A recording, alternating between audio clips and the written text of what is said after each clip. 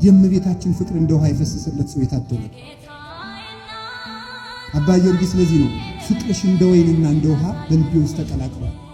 ወይንና ውሃ ከተቀላቀለ በኋላ ይሄ ወይን ነው ይሄ ውሃ ነው ማለት አይቻልም። እኔን ከማርያም ፍቅር የሚለይቶ ማሳየት የሚችል የለም ይላል። የታርጉም ይወዳል ነው እንዴት አድርጌ ላመስግንሽ ይሆናል? ምን ላድርግ?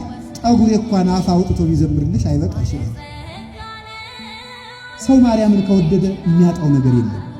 እመለመን ያለብን የእናትህን ፍቅር ጨምርልን ብለን መጸለይ ካለብን እሷ ነው። በኃጢአት የመረረው ሕይወታችን ራሱ ሊጣፍጥ እንዲችል ጥንተ ስም ማርያም በልቡናችን ያደረች እንደሆነ እሷ ስታደርግ መራራው ንቅል እያለ ይጠፋል። ጥርጥር የሌለበት ሃይማኖት ለምንም ነገር ይበቃል። ማርያም ወላዲተ አምላክን ናት ብሎ ማመን ለሁሉም ነገር ይበቃል። ለልብስ ይበቃል፣ ክርስቶስን እንለብሳለን። ለምግብ ይበቃል፣ የሕይወት እንጀራ ልጇን እንበላለን።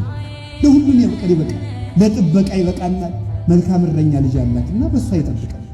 ስለዚህ ምንም የሚጎልብን ነገር የለም።